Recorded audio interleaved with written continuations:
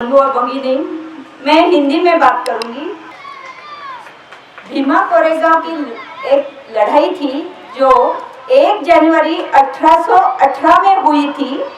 वो लड़ाई पेशवा और ब्रिटिश आर्मी में हुई थी। तो इस लड़ाई के बारे में जब डॉक्टर बाबा साहब अम्बेडकर जी को पता चला कि कोरेगांव में एक ऐसा स्थल है जहाँ पे हमारे पूर्वजों ने एक लड़ाई जीती थी, जब बाबा साहब अम्बेडकर जी को पता चला तब उन्होंने 1 जनवरी 1927 में वहाँ पहली बार विजिट किया और अपने बांधवों को, जो दलित थे, उनको बताया कि हम लोग ऐसे वंश से आते हैं जहाँ हमारे वंशज बहुत शूर थे, तो हमें इस अनटचेबिलिटी के लड़ने के लिए उनका आदर्श लेना चाहिए। और ये सब करने के लिए तब से अब तक मीन्स 1 जनवरी 1927 से 2018 तक में जब ये दंगल हुई तब तक 200 साल पूरे हो रहे थे। और ये 200 साल में हर एक बार पूरे भारतवर्ष से दलित लोग अपने पूर्व वंशजों को, जो बहुत सारी हिम्मत से अपनी लड़ाई ब्रिटिशों को जीत के दी थी, उनके बारे में आदरांजलि डालने के लिए, उनको आदरांजलि अर्पण करने के लिए वहाँ इकट्ठे होते हैं। 1 जनवरी 2018 को ये इंसिडेंट्स को 200 साल पूरे हुए थे और अपने दलित बांधवों ने वो बहुत बड़ी तरह से सेलिब्रेट करने का सोचा था। और इसकी पहचान जो सवर्ण लोग थे या जो मनुवादी लोग थे या जो जातिवादी लोग थे, उनको पता चला कि इस साल बहुत बड़ा कुछ तो भी होने वाला है फंक्शन, तो उन्होंने पहले से ही इसको अटैक करने का एक बहुत बड़ा षड्यंत्र उन्होंने तय किया। और जैसे ही 1 जनवरी 2018 को अपने लोग, बहुत सारे लाखों में लोग आए थे, जो जब इकट्ठा हुए तब आजू बाजू के बिल्डिंग से बहुत सारा दगड़ या बहुत सारे इंस्ट्रूमेंट उन्होंने वहाँ छिपा के रखे थे, उससे ये लोगों पे हमला किया। हमला करने में हमारे दलितों का बहुत सारा नुकसान हो गया। उसके बाद एक 5-6 दिन टीवी पे देखो या पेपर में देखो, बराबर सब इंसिडेंट्स आने लगे कि ये मनुवादियों ने दलितों पे किया हुआ हमला था। लेकिन 8 दिन के बाद इसका पूरा नैरेटिव चेंज हो गया। ये हमला संभाजी भिड़े और मिलिंद एकबोटे नाम के 2 जो मनुवादी लोग थे और उनके संगठनों ने मिलकर किया था। और तब महाराष्ट्र में बीजेपी की सरकार थी। ये 2 लोगों और उनके संगठनों को बचाने के लिए सरकार ने, जबकि बीजेपी के सरकार ने एक बड़ा षड्यंत्र रखा और उसमें ये हमला या ये दलितों को नक्सलवादियों ने हमला किया है या जो अर्बन नक्सल है उन्होंने हमला किया है, ऐसा बताना शुरू किया। और यही नैरेटिव पूरे भारत में बिठाया गया और टीवी से या न्यूज़पेपर के इशू से यही नैरेटिव हर जगह बताना चला।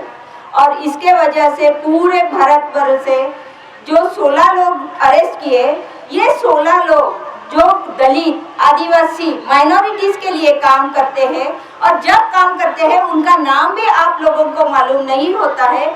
लेकिन सरकार ने तय किया कि किसी को तो भी अरेस्ट करना है, तो ये जो वेल नोन फेसेस है, जो ह्यूमन राइट एक्टिविस्ट है, उनको अरेस्ट करने का उन्होंने तय किया। और 2 साल में पूरे भारत भर से 16 लोगों को अरेस्ट किया, जिसमें से आनंद तेलतुंबड़े, जैसे कि मेरे हस्बैंड है, वो एक है। कि मैं जो समाज से आता हूँ, मैं जो जिन लोगों से आता हूँ, उन लोगों के लिए मुझे कुछ तो काम करना है, मुझे उनके लिए कुछ करना है। फिर अपनी खुद की जॉब संभालने के बाद उन्होंने तय किया कि मैं अपने समाज के लिए बुक लिख के या आर्टिकल लिख के उनके जो प्रॉब्लम है ये दुनिया के सामने या अपने देश के सामने लाऊंगा। और यही काम करते थे वो कभी भी कुछ दूसरा काम नहीं किया। उन्होंने बुक्स लिखे और अपना जो दलितों पे या माइनॉरिटीज या गवर्नमेंट के कुछ प्रॉब्लम्स है जिसके वजह से दलितों को पे अन्याय होता है, जो उनकी कायदे है या उनके जो रूल्स है वो दलित या माइनॉरिटीज या पिछड़े लोगों के, वंचित लोगों तक नहीं पहुंचते, उसके बारे में वो लिखते थे। क्या करना चाहिए, जैसे कि ये लोगों की जो परिस्थिति है वो अच्छे लोगों के साथ आने के लिए उन्हें सरकार ने क्या क्या कदम उठाना चाहिए, इसके बारे में लिखते थे। और ये सभी आपको उनका पब्लिकेशन में मिलेगा। इसमें कुछ भी छुपाने की बात नहीं है। सरकार को उनके हर लिखे हुए आर्टिकल या बुक के बारे में मालूम है।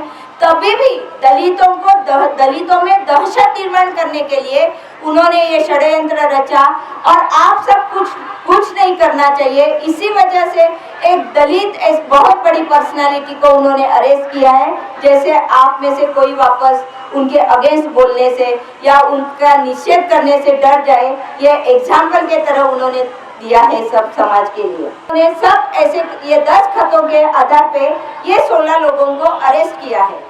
लेकिन अभी ये साल में फरवरी महीने में वॉशिंगटन पोस्ट नाम के एक अमेरिकन न्यूज़पेपर है, उसमें एक रिपोर्ट आया है जो आर्सेनल नाम के कंसल्टेंसी एजेंसी ने किया है।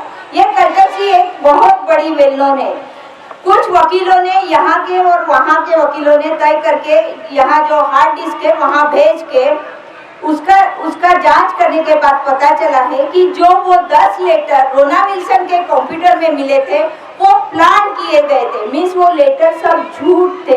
ये गवर्नमेंट ने एडवांस टेक्नोलॉजी यूज करके वो सब लेटर वो कंप्यूटर में प्लान किए थे। ये उनका बहुत बड़ा प्लान था, उन्होंने पहले से ही तय किया था, इसीलिए वो नियरली 2 साल से ये ट्राई कर रहे थे और ये 10 लेटर रोना विल्सन के लैपटॉप से मिले हैं और यही आधार है उन्हें अरेस्ट करने का।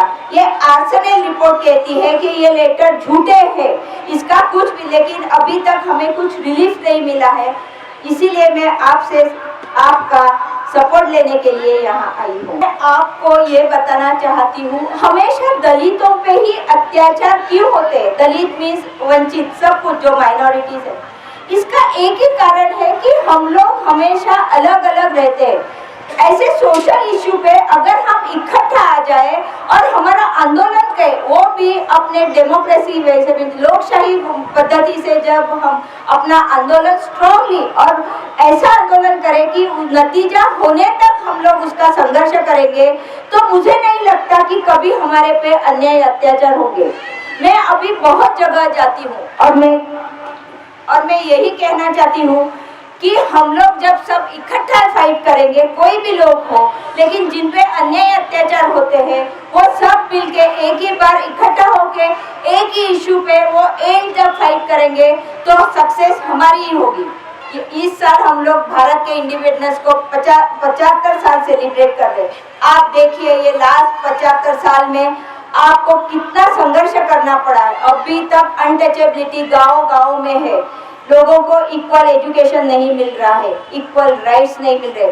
जो बाबा साहब ने अपने घटने में लिया था वो राइट्स तो अभी कॉन्स्टिट्यूशन आके 60 इयर्स हो गए हैं, लेकिन तो भी हम लोगों को जो राइट नहीं मिला है, इसका वजह एक कारण हम लोग भी है।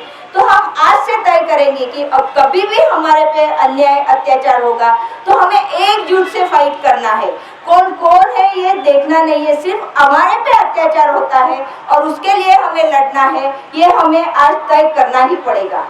स्वाभिमानी दलित शक्ति ने जो ये आयोजन किया है सिग्नेचर कैंपेन का, और उन्होंने बहुत सारी सिग्नेचर कर, मैं उनके बहुत आभार भी मानती हूँ, क्योंकि ये भारत में से पहला ऐसा स्टेट है कि यहाँ पहली बार इतना सिग्नेचर कैंपेन हुआ है। मुझे लगता है इसका इंस्पिरेशन लेके अदर स्टेट में या यही स्टेट में भी और भी हमें ऐसा कैंपेन करना चाहिए और हमारे प्रेसिडेंट को बताना चाहिए कि ये लोग आरोपी नहीं है, ये ह्यूमन राइट्स है, ये हमारे लिए काम करते हैं और उन्हें बेल मिलना, उन्हें न्याय मिलना, ये हमारा राइट्स है।